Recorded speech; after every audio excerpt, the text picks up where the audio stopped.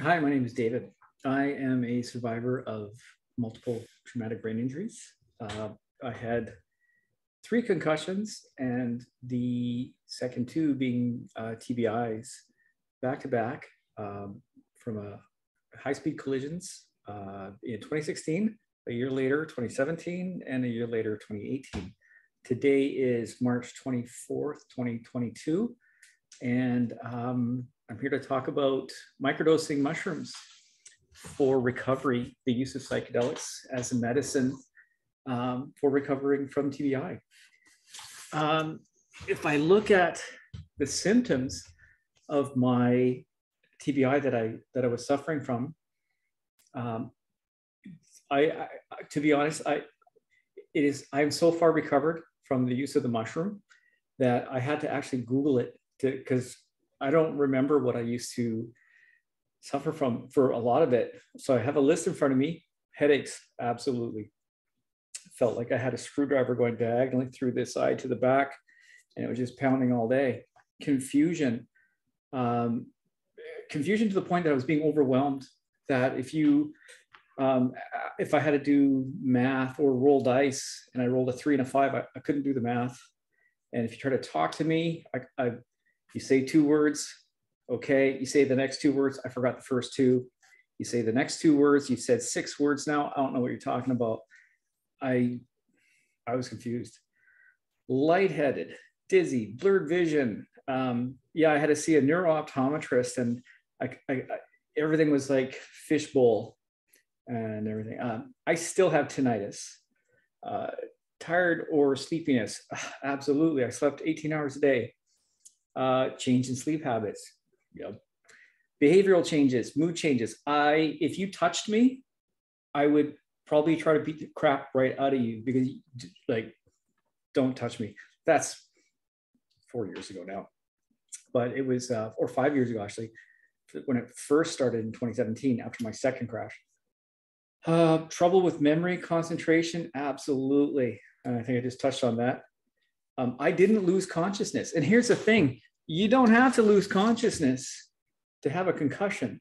You don't have to have bumped your head. Not once did I ever bump my head, but the whiplash and the brain going bum, bum, inside from the head going back and forth. I had a really wicked concussion from the first crash, then the second, then the third. And after the first 2, my doctor refused to actually accept because I hadn't bumped my head on the steering wheel. And just, it took months for him to even acknowledge, like, okay, I'm starting to see something's wrong here. Sensitivity to light or sound. In a different video, I talked about the fan up in the ceiling. I actually just remembering the other day, the fan on my computer, just that would set me off. Yeah, it was horrible. And the lights, I couldn't go outside. Nausea or vomiting, yeah, I had a lot of that. Now those are light or mild TBI. For a moderate or severe headache that gets worse will not go away, sure. I didn't have loss of vision. I did have slurred speech, clumsy or uncoordinated or clumsy movements. Yeah, I kept falling over, bumping into things, I couldn't hold things. I would dropping knives, cups, you name it. I couldn't keep track of those. Agitation, yeah.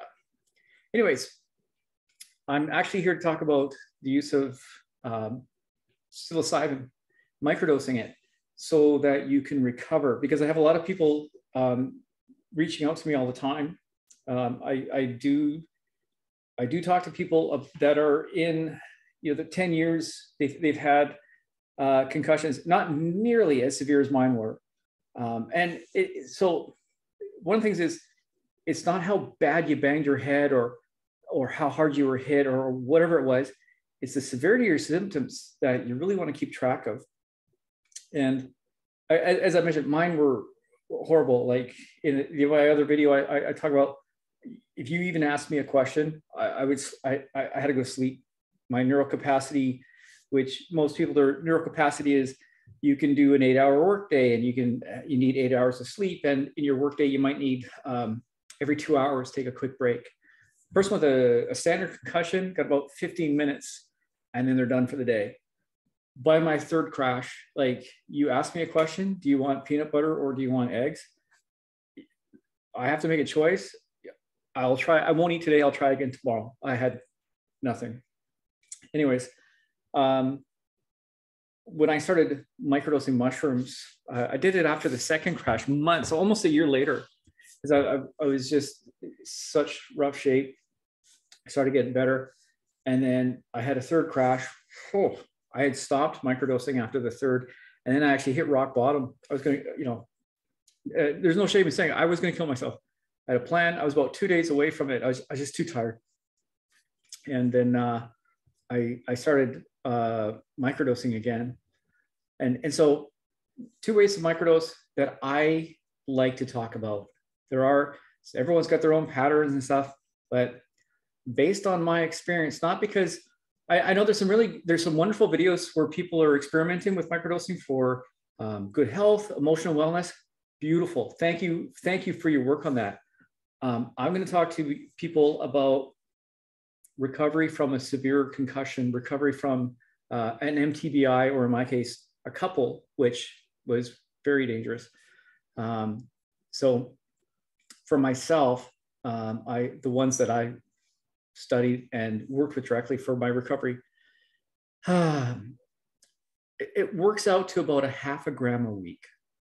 And there's 2 ways that I follow. One is to do 100 milligrams, which is like 1/10 gram, 5 days a week. So that's Monday through Friday. It's subperceptual, and that means you don't feel anything. If you can feel it, you're taking too much. So you do 100 milligrams, 5 days a week, let's say arbitrarily, Monday through Friday. Then you take the weekend off, because you need to give your brain time to sort of rest from the stimulation, and then allow it to continue to grow new neural pathways. And what I liken it to is if you go to the gym, you're gonna work out certain days, so you can take breaks in between. Your muscles need time to recuperate and to grow from the stimulus that you're giving them through adding weights and stuff. So 5 days a week, 100 milligrams. In my opinion, that's really good for people that have depression, anxiety, but not. I mean, it still works for brain injury, absolutely. But the way I was doing it, which is a different way, is actually go up on the higher end of the microdose, which is 0.25 gram, so 1/4 gram. And the way I learned it was you take it the first day, it activates your brain. Second day, there's still a little activation. Third day is a day of rest. And then on the 4th day, you do it again. So you could do Friday, Saturday, Sunday is a day of rest. Monday, I would do it again. Now, the thing is, because it's a 7-day week, it doesn't divide evenly. It would work out to like the next time would be Thursday. So for sanity, because I couldn't do math, I just did Mondays and Fridays. It was a little strong. I could feel it. Some days when I first started, it would be, things would look hyper real. And I don't like not being clear-headed. I don't drink, I don't smoke, I don't do drugs. In fact, I don't even use mushrooms. I don't microdose anymore. And it's been 3 years since I stopped, because I don't need it. So where was I? 0.5 gram, Mondays and Fridays. And so, it was a little activating, but and perhaps the 100 milligrams would have been fine. But I chose to do a higher end and really kind of kick it a little harder. The first time I microdosed, I was a complete zombie. I was 48, 49, 48, and I was the 95-year-old guy with dementia in the room staring at the wall that no one could talk to, and no one would talk to. Family absolutely ignored me and just stuck me in a corner virtually. Anyways, I started microdosing, and within 2 weeks, so I did Monday, Friday, and then the following Wednesday, I saw the counselor that I had been sent to help guide me through the concussion symptoms, and she noticed it right away. Like she literally said, I've never, in 30 years, I've never seen anyone snap out of this the way you have. So that was a pretty interesting testament to using psychedelics as a medicine. So I got hit again after I was microdosing for quite a time. It takes a long time. It's like, depending on your severity, mine was taking a very long time. So I was still really struggling, even 6 months after I was microdosing after my second crash, which was almost at the 1 year mark is when I started microdosing, because I was just, and then I was microdosing about 6 months. I got hit a third time. The third time was on the freeway. So wham, very high speed. I stopped microdosing for about 3-4 months, hit rock bottom, started microdosing again, and I did it from January of 2019 through the end of May. Now here's the thing, I was on 150 milligrams or whatever the 150 something years ago now, in end of 2018 of venlafaxine, which is it's an SSRI for severe anxiety. My anxiety was so bad that if I went outside and I saw leaves on the ground, I would vomit. I had a 30 seconds. My anxiety, I stuttered so poorly, so badly. It would take me 30 seconds to say the word toast to the waitress. And it just, the word was there, but the mind was just like, I don't feel like connecting to the voice box today. And I couldn't get the words to come through. Anyways, so I was on venlafaxine, and you're supposed to wean yourself off that very carefully. So I did while I was microdosing. So I didn't, first I did my own research and assured myself that there's no contraindications, that there's going to be, using the psilocybin does not affect the fact that I was using an SSRI, this particular one that I was on. And I was microdosing, and then each week I would reduce the venlafaxine amount that I was taking by either it was like 0.25 or 0.3 micrograms, milligrams, whatever from 150. So it took about 5-6 weeks. And then of course, then I was off of that, and all the disgusting side effects of the venlafaxine. In fact, part of the venlafaxine may have been contributing to my desire to kill myself, because I know there is a percent chance people over 25 can, or over, under, it can cause feelings of suicide. I don't know. It could have just been everything. Anyways, that's how I did it. What else? Let me think. I want to also talk about what's going to happen when you are severely concussed. You got a TBI or a severe concussion. Your whole system is depressed, not just your emotions. Don't let anyone tell you, oh, you're just sad. You just got to change your attitude. Kick those guys in the kneecaps. Your whole system is numb and depressed, and you're more than likely you're not feeling any emotions.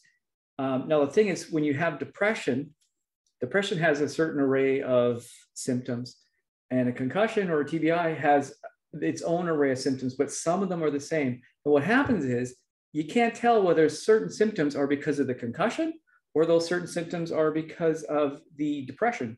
And you have to wait for like one of them to start clearing, and then what remains or what's gone is how you determine what was causing which. One of the things that does happen though is you feel no emotions, and you're just blah. But you have no governor of the emotions when they do strike. So you're either like zombie, you feel like you just feel like you're underwater, and like you just hear voices and above the water, and it's just your own world, and it's very claustrophobic to be trapped inside of there. So what happens is when you start to microdose, you start kind of coming up to the surface again out of that whole zombie brain fog. And for me, what happened was I suddenly became very aware of my situation. And I was like, Jesus Christ, these drivers, like the first two crashes, that guy and that guy guys on their phone texting people, T-boned by a truck, one guy, hit at a red light at the bottom of a hill by another guy. And I went from 0 to 100 with my anger.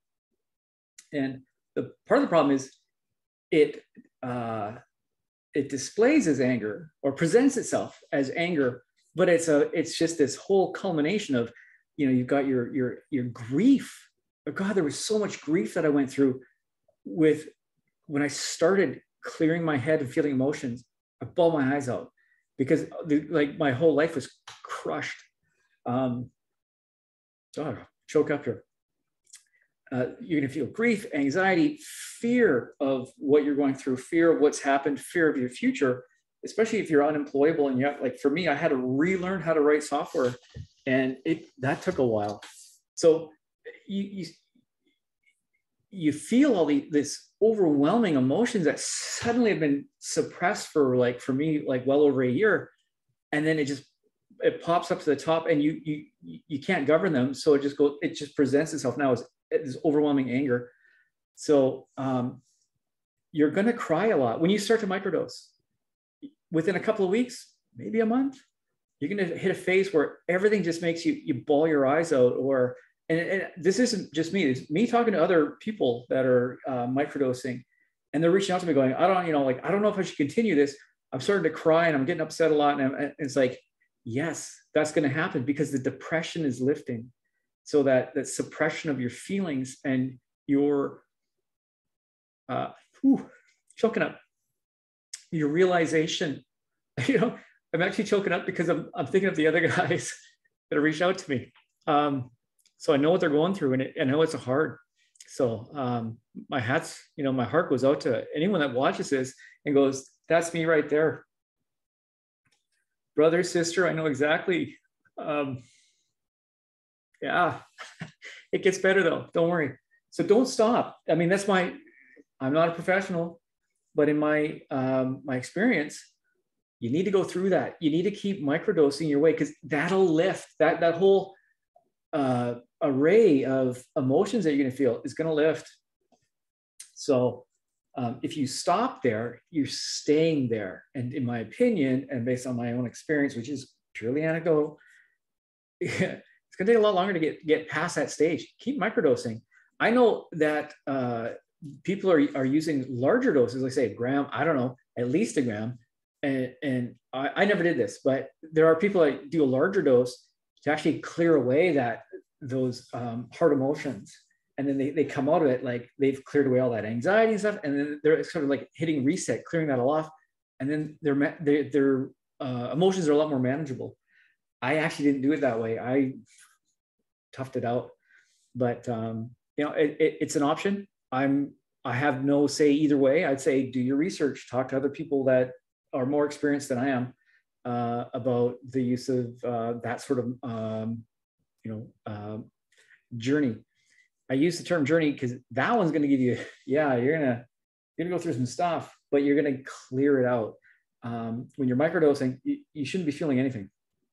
So you could actually, if you're like say taking 100 milligrams or 100 milligrams a day, Monday to Friday, you could actually take that and go interact with people, and you won't even notice. The benefit is, like, I used to have people go, oh, I took 100 milligrams and I didn't feel a damn thing. It's like, great. Now tell me what you didn't feel. I bet you didn't feel any depression at the time, and I bet you didn't feel any anxiety while you were taking it. And what happens is, because the microdose it causes neurogenesis, which is the formation of new neural pathways in the brain. So as it's like getting rid of your anxiety while you're using it, it's rewiring the brain so it holds those patterns, so that eventually, instead of going, I'm on a antidepressant or something, you're on it, you're off it, you're crashed. You're on it, you're off it, you're crashed. It actually is doing this to you. So if you were to, like, I personally know a few people that have watched my recovery and have been on antidepressants for like 10 years, watched my recovery and went, okay, I saw how you got off of venlafaxine. So they'll do something like they'll start microdosing. And I'm not telling anyone to do this. I'm just sharing, things that I know. I know people. that have microdosed. And once they start microdosing, they get into a rhythm with it. Then they gradually reduce their antidepressant. Maybe they talk to their doctor about it. And usually the doctors, of course, there's a liability that, you know, they don't want to be a part of that. So you're going to have that conversation. You're going to let a door shut on you when you start talking to a medical professional, especially if you're in a country where it's not allowed, or like in Canada, it is allowed, but a lot of doctors just even aren't aware of that, and they're not educated on that. And that's okay. It takes time. Anyways, they'll start microdosing, and maybe they'll microdose for about 2 months, and then they'll start to reduce their antidepressant gradually, carefully, with a lot of discussion and hopefully professional advice. And then I like the ones that I talked to, took about 3 months to wean themselves off. Maybe they microdose for about a year. And for the most part, they're not on any antidepressants, nor are they microdosing anymore. Like, they are well. You know, that's what they needed. So anyways, back to what you're going to go through. You're going to go through anger when you start feeling stuff, when you start realizing how it's affected your life, and just the fact that you're feeling emotion suddenly, and for 2 years or however long, your body's been going, ah, on the inside. That's going to come up. You're going to be vulnerable. You're going to feel very vulnerable because, yeah, mushrooms are going to make you aware of it. I think in my opinion, the crashes or whatever may have caused your TBI that's what's going to make you feel vulnerable. For me, after my second crash, so I had a severe concussion, slurred speech, all that stuff, got hit again like a year later. And from that moment on, it felt like the idea of being in a dark room, pitch black, can't see your hands in front of your face, and someone hit you in the back of the head with a plank, and just bang, that was the brain injury. And then that idea of the darkness, where did that hit come from? And you're like this, and you know that another hit's going to happen at any moment. You just don't know when or where it's coming from. And you're like this. Now imagine like that for 24/7 for 2 years, because that's how I was after my second crash. The anxiety was just like this, like white knuckling it everywhere I went. And I couldn't sleep at night. I'd be sitting there kind of white knuckling with one eye open for 2 years. And then, like I said, during those 2 years, a year after the second crash, I got hit again. So yeah, as all these things sort of lift, the emotions come up, you're going to bubble over. Hopefully you can see that through. It's going to be challenging, but you know, experience has taught me that's a natural part of the process, as well as watching and getting feedback from other people that are microdosing after they see my recovery. So sort of recap, 0.5 gram a week, either 100 5 days a week, or 250 4 days apart. Like I said, Mondays and Fridays, Tuesdays and Saturdays, whatever works. If it's too much, dial it back. Eventually, as I started recovering, I actually didn't need as much mushroom. And then after months of microdosing, it would start to be a little bit too much, too activating. I'd be like jittery and I want to go for walks, which are fine, but I could tell it was, you know, listen to your body. You know, I could feel it too much. I started taking less. So that's about it. Anyways, if you are feeling suicidal, do not, first of all, mushrooms, life-saving. Look at me.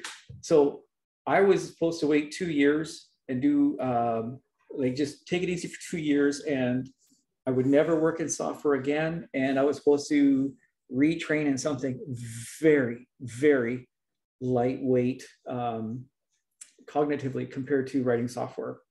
And I am back at the top of my game as a developer and designer. Like, I don't mean front end, I mean blueprinting software for development teams and designing large enterprise systems. And only 2 years ago, pardon me, only 3 years ago, around this time, I was learning to sweep the floor again. And I struggled with speech. And because of the use of psychedelics as a medicine, which is legal in Canada now, I don't identify as a person with brain injury. Like, it is something that happened, and I don't have to sit there anymore and go, like, struggle with my speech and introduce myself as like, hi, my name is Dave. I have a brain injury. Because people will get really weirded out by the way I struggled with talking and getting my tongue to move and just, yeah, everything. Forgetting what you just said to me, the whole gamut. It is so far behind me now. You know, yeah, it's given me the opportunity to pay it forward or, you know, to find other people that, you know, please look into this. Do not accept that this is the new normal. It may be, I'll give them that. It may be, but I say, try this first. I'm only a couple of years out of severe symptoms with my multiple TBIs that I went through. And you talk to me on the street, you have no idea. I don't sit there. I don't need to identify myself as a person with brain injury or explain my actions or talk about things that I still struggle with. I don't struggle with anything. I still got some aches and pains. You know, I got some physical rehab, sure, but no. Psychedelics as a medicine absolutely saved my life. It took the gun out of my mouth. So yeah, I hope this video helps. Any questions, by all means, send me, and I'll see if I can get enough questions. People asking enough, you know, overlapping questions. I'll put another video together. There's really not a lot to be said about what you're going to go through. You're going to fast forward and go through things, but you have to go through them. But you know, how much to take, I'm not going to help anyone get it. Please don't ask. I don't know. It's so far behind me, and I don't know where you live, what country, or what the laws are here in Canada. You have to get it through prescription, but you know, people were smoking pot for years before that became decriminalized. So, you know, I don't do that either. So anyways, I will never answer any questions about where to get it or help it. Sorry, you're on your own for that. But if you have questions about how it worked for me, absolutely, I will answer your questions. So yeah, well, good luck. And you know, let me be a guiding light for your recovery. There's hope. You will get through this. You know, with this information I give you, it will get you through it faster. Fingers crossed. Cheers.